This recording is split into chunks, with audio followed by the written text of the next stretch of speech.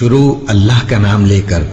جو بڑا مہربان نہایت رحم والا ہے۔ یہاں سے حضرت لقمان کی وہ نصیحتیں ہیں جو انہوں نے اپنے بیٹے کو کی ہیں، یہاں مذکور نہیں ہے، لیکن مراد یہی ہے کہ انتقال کے وقت،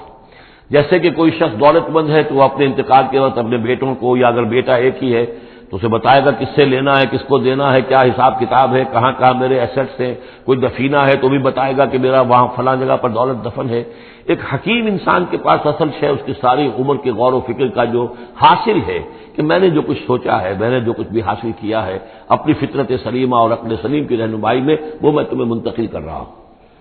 وَإِذْ قَالَ لُقْمَانُ لِابْنِهِ وَهُوَ يَعِظُهُ، یاد کرو جب کہ کہا لقمان نے اپنے بیٹے سے اور وہ اسے نصیحت کر رہے تھے، یا بنی لا تشرک باللہ، نمبر 1 اللہ کے ساتھ شرک مت کیجو،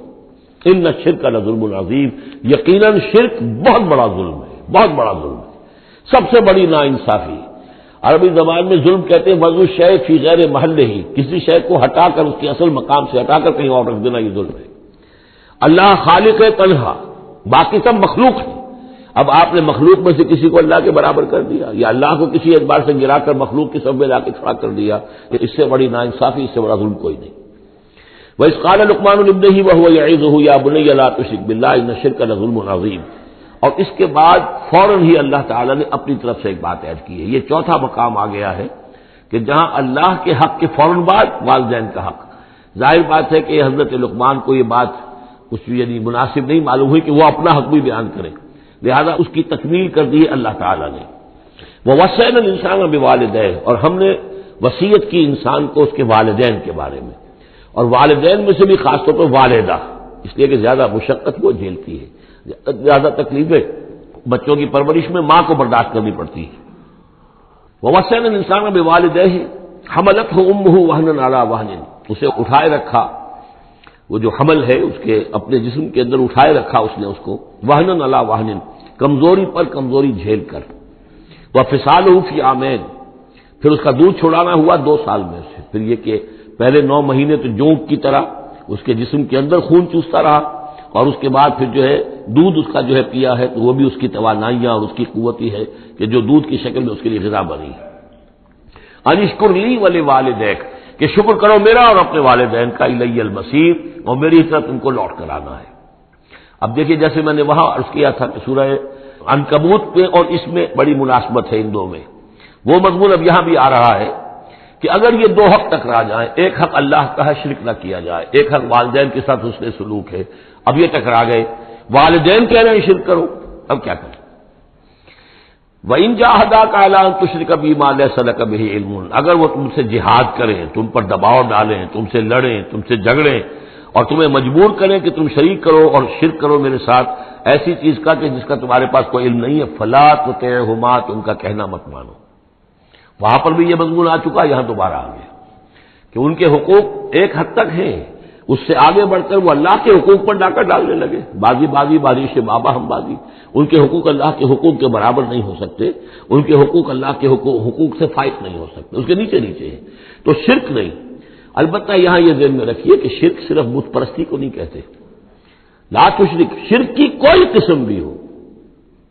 اب اللہ کے کسی ایک حکم کو اگر والدین کہتے توڑو تو اس کا کیا مطلب ہے؟ یہ شرک کا حکم دے رہے،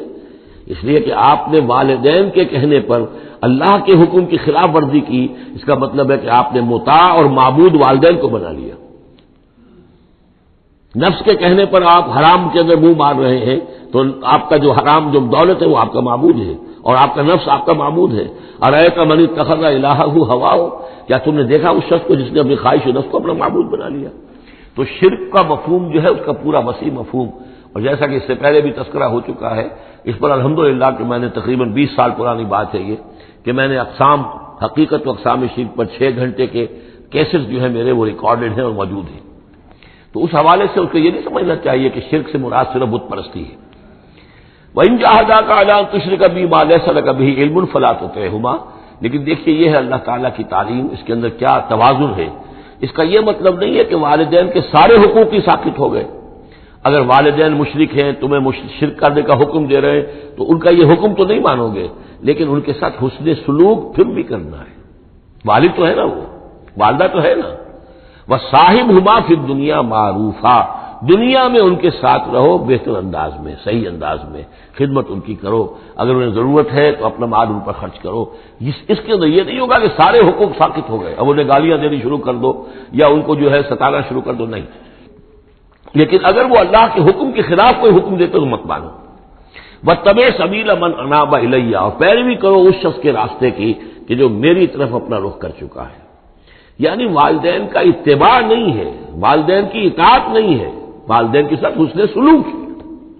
اطاعت ہوگی اگر اللہ کی اطاعت کے مطابق، اس کے دائرے کے اندر تو اطاعت بھی ہوگی، لیکن بالفعل اور آزادانہ کوئی اطاعت نہیں والدین کی۔ کہیں بھی قرآن مجید میں نہیں آیا اپنے والدین کی اطاعت کرو۔ کیا حکم دیا گیا؟ حسن سلوک، نیک سلوک، ان کی ضرورت، ان کی خبر گیری ہے، ان کی خدمت ہے، ان کی ضروریات کا لحاظ رکھنا، اس کا حکم ہے۔ باقی پیروی کرو اس شخص کی جس نے اپنا رخ میری طرف کر لیا ہے، وہ کوئی بھی ہے۔ پہلے انبیاء ہوتے تھے، انبیاء کی پیروی کرو، اب انبیاء نہیں ہے، انبیاء کے خادم ہیں۔ انبیاء کی امتوں میں جو شخص بھی اٹھا ہے دین کی دعوت لے کر، جس نے اپنا رخ کر لیا ہے، جس نے کہا میں چل رہا ہوں اللہ کے راستے میں، کون میرا ساتھی بنتا ہے، تو پیروی کرو اس کی۔ واتبع سبیل من اناب الیہ، پیروی کرو اس شخص کے راستے کی جس نے اپنا رخ میری طرف کر لیا ہے۔ ثم الیہ مرجعکم، پھر میری ہی طرف تم سب کا لوٹنا ہے۔ والدین بھی یہی آ جائیں گے میرے پاس، تم بھی آ جاؤ گے۔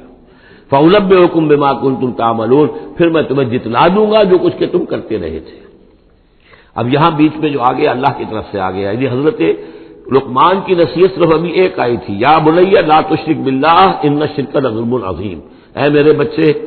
شرک مت کرنا اللہ کے ساتھ، اس لیے کہ شرک جو ہے بہت بڑا ظلم ہے، بہت بڑی ناانصافی ہے۔ دوسری وصیت ان کی کیا ہے؟ یا بنی انہا ان تک مثقال حبۃ من خردل فتکن فی صخرۃ او فی السماوات او فی الارض یأت بها اللہ ان اللہ لطیف خبیر۔ اے میرے بچے عمل، خواہ وہ نیکی کا ہو خواہ بدی کا ہو، انہا، ہا کی ضمیر ہے عمل کی طرف، عمل خواہ ایک رائی کے دانے کے ہم وزن ہو۔ اب یہ سب سے چھوٹی چیز، رائی کا دانہ، فتیلہ، نقیرہ، یہ تین چیزیں آتی ہیں قرآن مجید میں عام طور پر چھوٹی شے کے لیے، لا یظلمون فتیلہ، لا یظلمون نقیرہ، اور یہ کہ رائی کا دانہ بہت چھوٹا۔ تو چاہے وہ نیکی یا بدی ہو، رائی کے دانے کے ہم وزن، اور پھر فتکن فی صخرۃ، وہ کسی پہاڑ کی، کسی چٹان کے پیٹ میں جا کر، کسی کھو کے اندر جا کر وہ عمل کیا گیا ہو، اور فی السماوات، یا آسمانوں میں کیا گیا ہو۔ اب تو آسمانوں میں ہے نا، آپ خلا میں جا کر وہ عمل کر رہے ہیں، تو پھر اب تو انسان جو ہے وہاں تک پہنچ گیا ہے۔ اور فی الارض، یا زمین کے پیٹ میں گھس کر کیا گیا ہو، یأت بہ اللہ، اللہ اسے لے آئے گا۔ یعنی انسانی اعمال، انسان اشرف المخلوقات ہے، اور انسانی اعمال ایسی گھٹیا چیز نہیں ہے کہ ایسے ضائع کر دے اللہ، چاہے وہ نیکی ہے چاہے بدی۔ فمن یعمل مثقال ذرۃ خیرا یرہ ومن یعمل مثقال ذرۃ شرا یرہ، لیکن عمل ضائع نہیں ہوگا، چاہے وہ رائی کے دانے کے برابر ہو، پھر چاہے وہ کسی چٹان میں گھس کر کیا گیا ہو، کسی پہاڑ کی کھو میں کیا گیا ہو، چاہے وہ خلا اور فضا کی پہنائیوں میں کیا گیا ہو، چاہے وہ زمین کے اندر سرنگ کھود کر کیا گیا ہو، یأت بہ اللہ ان اللہ لطیف خبیر، یقیناً اللہ تعالیٰ باریک بین ہے، باخبر ہے۔ اب دو چیزیں آ گئیں، اللہ کے ساتھ شرک نہیں،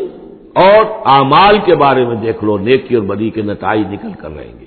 اس سے آگے باعث بعد الموت کا یہاں تذکرہ نہیں ہے، اس سے بعد جنت اور دوزخ کا، تو اس لیے کہ یہ چیزیں معلوم ہوتی ہیں پھر نبی کے بتانے سے۔ اصولی طور پر جو چیز حکمت سے انسان جہاں تک پہنچ سکتا ہے وہ دو ہے، ایک خالق اور اس کے ساتھ شرک نہ ہو، اور نمبر دو اس اعمال انسانی ان کا ضرور بدلہ ملے گا۔ اب اس کے بعد تیسری بات، یا بنی اقم الصلاۃ، نماز قائم رکھو۔ یعنی جس اللہ کو تم نے پہچان لیا ہے، اب محض ایک مرتبہ پہچان لینا کافی نہیں ہوگا، اسے یاد رکھنا ضروری ہے، ورنہ شیطان تمہیں ورغلائے گا، تمہیں ادھر ادھر سے جو ہے تمہارا نفس تمہیں غلط راستے پر ڈال دے گا، جب تک کہ یہ ایمان باللہ مستحضر نہ رہے ذہن کے اندر۔ اور ایمان باللہ کو مستحضر رکھنے کے لیے ذکر ہے جو ہم پڑھ چکے ہیں، اتل ما اوحی الیک من الکتاب واقم الصلاۃ ان الصلاۃ تنہی عن الفحشاء والمنکر۔ لہذا اب نماز کون سی تھی وہ ہم نہیں جانتے، لیکن کوئی ذریعہ ایسا ہونا چاہیے کہ تم اللہ کو یاد کیا کرو۔ یا بنی اقم الصلاۃ، اور نمبر 4 وامر بالمعروف وانہی عن المنکر، اور نیکی کا حکم دو اور بدی سے روکو۔ یہ بھی تمہاری ذمہ داریوں میں سے ہے، یہ بھی انسان کی، یوں سمجھیے کہ اس کی انسانیت، اس کی شرافت، اس کی مروت کا تقاضا ہے کہ وہ اپنے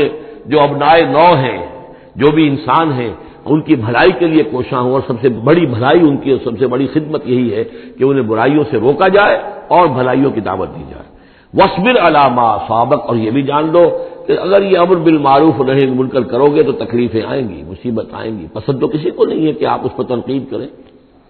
اگر آپ کسی بچے کو بھی سڑک پر کھیل رہا ہو، گلی میں کھیل رہا ہو، اگر آپ اس سے کہہ دیں کہ بیٹے یہ کوئی کرکٹ کھیلنے کی جگہ نہیں ہے، کسی کی گاڑی کا شیشہ توڑو گے تم، تو آپ دیکھ لیجئے پھر کیا آپ کا وہ اس کو کیا جواب دے گا آپ کو۔ اسی لیے آپ بولتے ہی نہیں ہیں کہ اپنی عزت لے کر وہاں سے نکل جائیں۔ تو کسی کو بھی نصیحت پسند نہیں ہے، حق کڑوا ہے، لہذا اب اگر حق کہنا ہے اور نصیحت کرنی ہے تو پھر تیار رہو کہ وہ ممکن ہے تمہیں پلٹ کر گالی دے دے، وہ کہے کہ تم پہلے ذرا اپنے دامن کو دیکھو تمہارے کتنے دھبے ہیں۔ اب جو بھی ہو برداشت کرو، اور اگر کوئی بڑی بات ہے، اگر فرعون کے سامنے جا کر حق کہو گے تو وہ تو کہے گا کہ میں تمہیں جیل میں ڈالوں گا۔ تو اس طریقے سے یہ وَاصْبِرْ عَلَىٰ مَا أَصَابَكَ، پھر جو شے بھی تم پر آئے اس پر صبر کرو، إِنَّ ذَلِكَ مِنْ عَزْمِ الْأُمُورِ، یقیناً یہ چیزیں ہیں جو بڑی ہمت کے کاموں میں سے۔ گویا کہ وہ چاروں چیزیں اس میں آ گئی، وَالْعَصْرِ إِنَّ الْإِنسَانَ لَفِي خُسْرٍ إِلَّا الَّذِينَ آمَنُوا وَعَمِلُوا الصَّالِحَاتِ وَتَوَاصَوْا بِالْحَقِّ وَتَوَاصَوْا بِالصَّبْرِ۔ یہاں اصطلاحات علیحدہ ہو گئی، تواصی کے بجائے امر بالمعروف نہی عن المنکر آ گیا، صبر جو کا تو ہے، باقی ایمان اور وہ تمام چیزیں اعمال صالحہ میں سے نماز آ گئی، والدین کے ساتھ حسن سلوک آ گیا۔ آخری دو آیتیں ہیں وَلَا تُصَعِّرْ خَدَّكَ لِلنَّاسِ، اور دیکھو اپنے گالوں کو پھلا کر مت رکھو لوگوں کے سامنے، یعنی تکبر اور غرور، اس انداز میں رہنا۔ وَلَا تَمْشِ فِي الْأَرْضِ مَرَحًا، اور تم زمین میں اکڑ کر نہ چلو۔ ان اللہ لا يحب كل مختال فخور، یقیناً اللہ تعالیٰ کو جو اکڑنے والے ہیں، اور یہ مختال بنا ہے خیل سے، خیل کہتے ہیں گھوڑے کو، گھوڑے کی چال میں ایک تمکنت ہوتی ہے، تو جب انسان بھی بڑی تمکنت کے ساتھ چلتا ہے تو وہ گویا کہ اختیال بن گیا۔ لا يحب كل مختال فخور، شیخی کھوڑے، فخر کرنے والے، اکڑنے والے اللہ کو پسند نہیں ہے۔ یہ مضمون سورہ بنی اسرائیل میں بھی آ چکا ہے۔ وَلَا تَمْشِ فِي الْأَرْضِ مَرَحًا إِنَّكَ لَن تَخْرِقَ الْأَرْضَ وَلَن تَبْلُغَ الْجِبَالَ طُولًا، تم کتنا ہی پاؤں مار کر چلو ہماری زمین کو پھاڑ نہیں سکتے، اور کتنی گردن اکڑا لو، اونچے ہو جاؤ، سینہ تان لو اور اوپر ترا بھی چڑھا لو، لیکن یہ کہ تم پہاڑوں کی اونچائی تک نہیں پہنچ سکتے۔ آخری بات فرمائی وَاقْصِدْ فِي مَشْيِكَ، اپنی چال میں میانہ روی اختیار کرو۔ یہ میانہ روی ہر اعتبار سے، چال میں بھی، خرچ میں بھی۔ وَالَّذِينَ إِذَا أَنفَقُوا لَمْ يُسْرِفُوا وَلَمْ يَقْتُرُوا وَكَانَ بَيْنَ ذَلِكَ قَوَامًا، یہ ایک میچور شخصیت کا کہ اس کے اندر ہر اعتبار سے معلوم توازن ہو، انتہا پسندی کسی بھی اعتبار سے نہ ہو۔ وَاقْصِدْ فِي مَشْيِكَ وَاغْضُضْ مِنْ صَوْتِكَ، اور اپنی آواز کو پست رکھو۔ اس کا مطلب کیا ہے کہ کہیں کوئی آرگومنٹ ہے کہ جھگڑا ہو گیا ہے تو آواز کو بلند کرنے کی کوشش نہ کرو،